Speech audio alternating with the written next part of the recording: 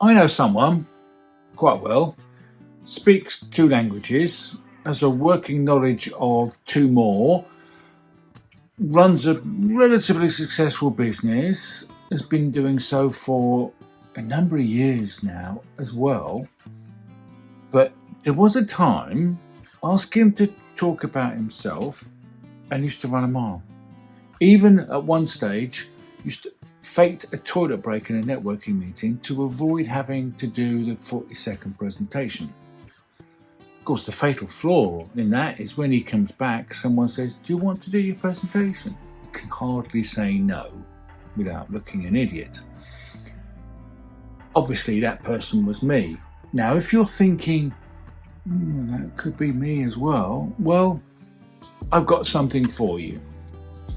I'm going to talk to you today about why your brain is actually your worst enemy and why you can solve that and not become the most annoying person in the room. Now, you could be overthinking this. You're thinking, Karen from accounts that you used to know back in your job, she's posting these motivational quotes on Pinterest and, but she's still getting on, she's still getting the likes, she's getting promoted in her job. But you're just sitting there thinking, well, what can I do? I've actually cracked this, I think. I'm 66 now.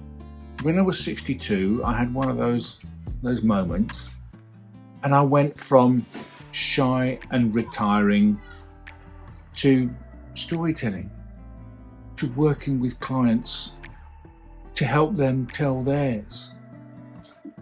So let's sit down and talk about you and how you can find that solution, how you can, I hate to say this, but perhaps get over yourself and start being honest, being authentic without actually losing your soul.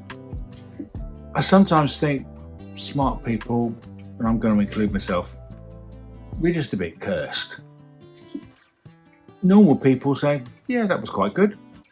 Smart people, yeah, but you made a mistake last Tuesday. It's like having a really mean roommate just banging away in your head all the time. And we know about the Dunning-Kruger effect where dumb people think they're brilliant, but that works the other way as well. Brilliant people can often think they're dumb. So you're so convinced about showing what you don't know that you forget to show what you actually do know. It's like a professional chef that won't cook for his mates because he thinks he's not good enough. And I know one like that. Then there's the classic, well, don't show off. Even if you've got really good reason to show off, why wouldn't you? So let me get this right, you're showing the average stuff, but you're hiding the brilliant stuff? How does that work? Because to be quite frank, we're trained to be invisible. We're told no one likes a show off. Stay in your lane. Oh, he's a bit full of himself, isn't he? We've all had that as kids. And it's time that it should end. And this has all kinds of effects. You do brilliant work, but you undercharge for it. And you hate yourself because you find out that people with half your experience are charging twice as much as you. You're socially a bit weird because you're the one that listens to other people talking about themselves, but you never share anything that you've done. Why is that? Because you think others think you're boring, mysterious even, and not in a good way? Believe you me, and I'm not accusing anyone here, I've gone through all of that, particularly in networking meetings. I was the one that used to hug the walls. I was the one that used to not dare have an opinion, not dare talk about all the wild and wonderful things that I'd done in the past.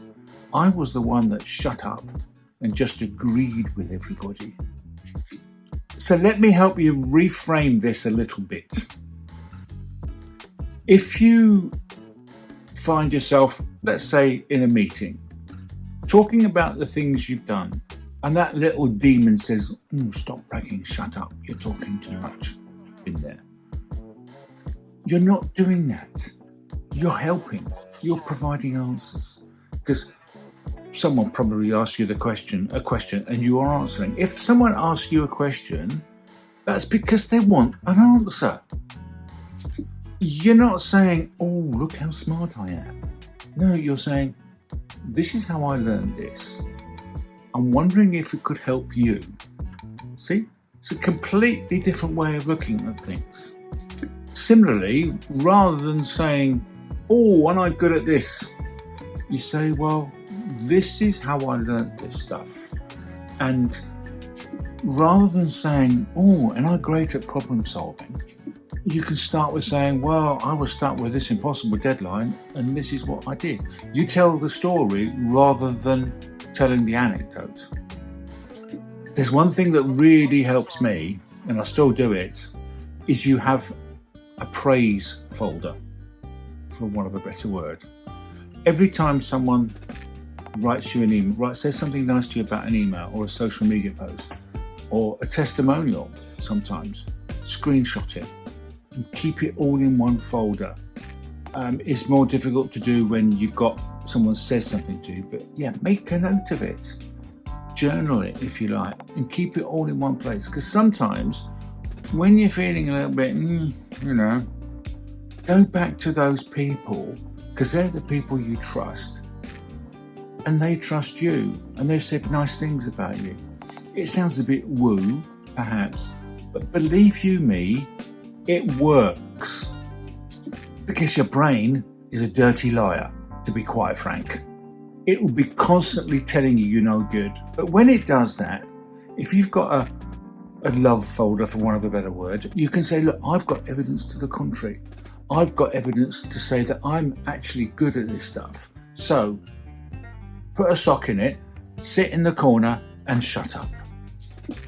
That's the kind of self-talk that actually enabled me to publish at least one book and probably two. There's one thing I do every morning now. It's a combination of gratitude and pumping yourself up. So I will write down 3 things that I'm grateful for. And it could be just having a decent, nice kit.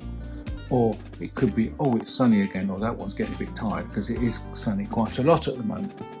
But also write down 3 things that you did yesterday, 3 good things that you did yesterday that prove your skill in whatever you're doing.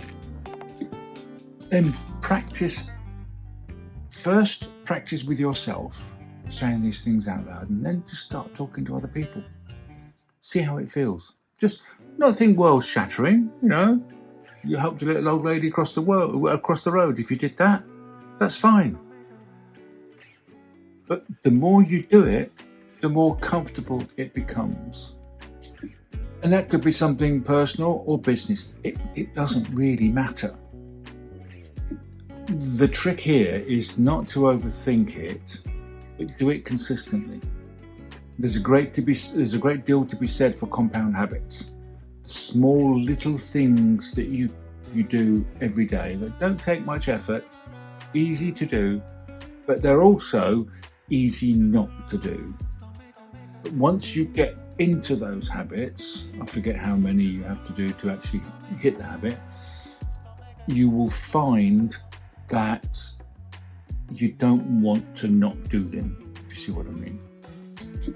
So next time your brain tells you you don't have anything interesting to say, you're not very good at what you do, and all that stuff, let's say,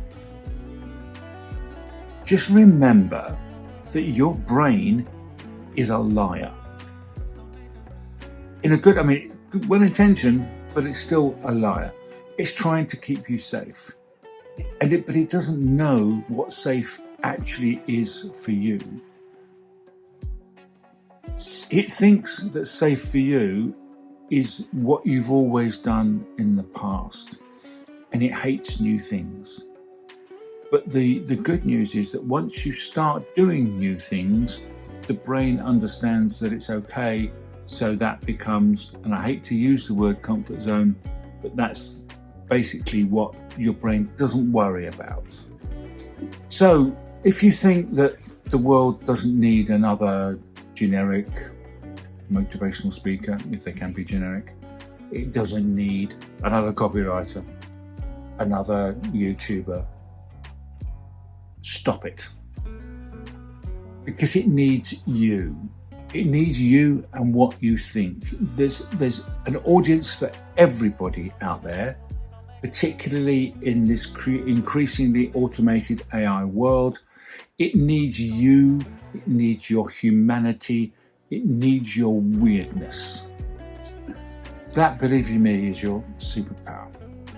So, if you can relate to any of this, I'd love you to come on the journey with me. So do all the YouTubey stuff, like, subscribe, and hit the whatever the buttons are, so you get all the stuff that I'm going to be doing in the future, I promise. And if you want a bit of a kickstart with telling your story, there's a link in the description to my free download, How to Write About Yourself When You Have No Idea Where to Start. So, like I say, again, like, subscribe, and all that stuff. And I'll see you next time.